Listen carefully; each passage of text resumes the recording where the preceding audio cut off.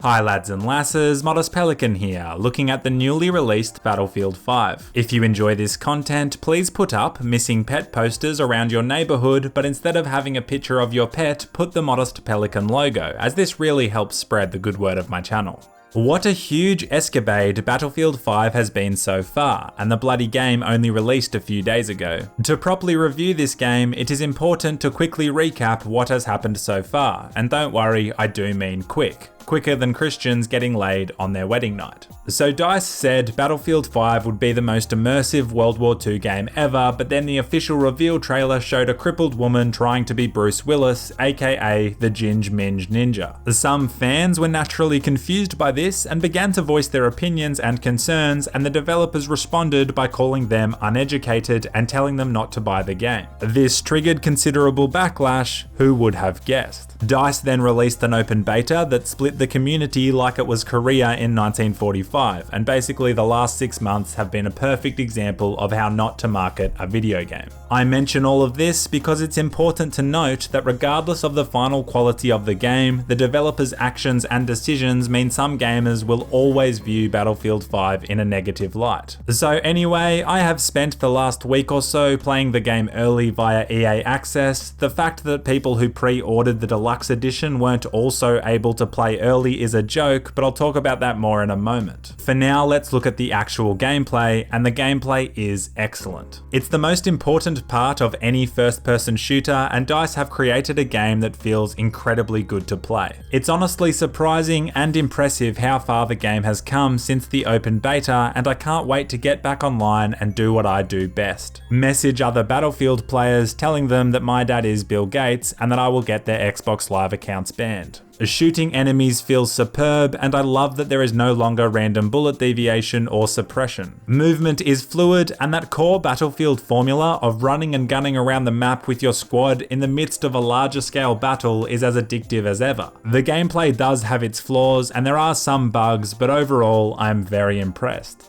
Attrition, which was a new gameplay mechanic DICE trialed in the beta where players had less health and ammo, has been balanced. I am extremely happy about this, as running out of ammo every 2 minutes was the first-person shooter equivalent of erectile dysfunction. Attrition is still there though, and plays into the overarching theme of Battlefield 5, which is teamwork and in particular, playing with your squad. When I played with my mates, this worked really well, but when I played solo, I'd find myself in these scenarios where, for example, my squad leader would be sniping like a little bitch 45 kilometers away, another would be flying around in a plane, and my last squad member would be breathing heavily into the microphone, probably fapping over one of the female character models because it's the first time he's seen a woman in 3 months. I worry that maybe this extra emphasis on team play might frustrate solo and casual players, as there is now a greater advantage playing with friends or with a platoon than ever before. As this is a review, I'll talk about the biggest negative, which for me is honestly the lack of a World War II feeling. I know DICE made the decision to focus on lesser known World War II scenarios, but I would have loved to have seen something like the Normandy beach landings or the attack on Pearl Harbor. Maybe a war story where Winston Churchill sends you on an undercover mission, or some Nazi and Hitler content, but unfortunately none of this makes an appearance in Battlefield 5. This is not to say there is no iconic World War II content, there is loads. For example, the first time a Spitfire performed a strafing run in front of me, it was the highlight of my match. My grandfather, bless his soul, fought in World War II in RAF and worked with Spitfires, and it reminds me of the legend himself and the stories he used to tell me as a kid every time one flies overhead. As much as I am enjoying playing what is currently in the game, I really do hope as part of the Tides of War live service we see DICE expand into some of the truly memorable World War II battles.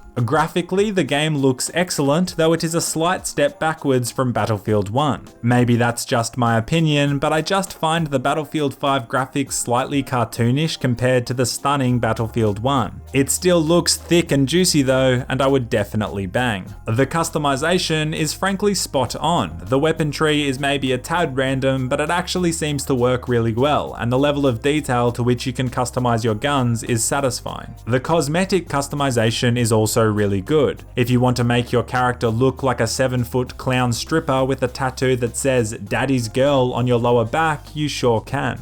Nah, just kidding. The customization is authentic to the era with a wide range of coats and helmets that I am genuinely excited to unlock. And both males and females have military haircuts, so there won't be any red hair ponytailed hook hand business going on in this game.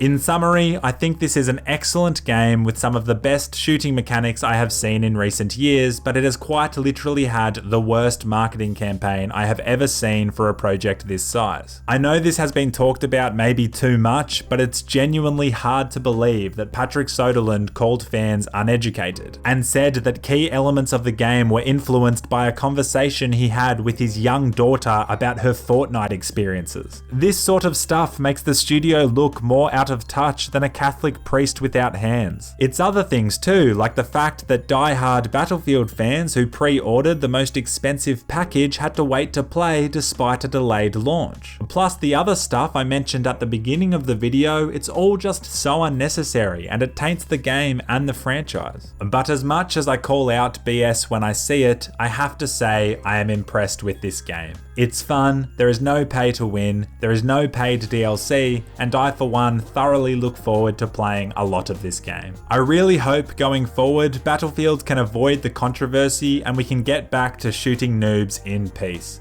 Let me know what you think in the comments below, you bloody legends. Thanks for watching and thanks to my patrons. Until next time, and as always, stay classy.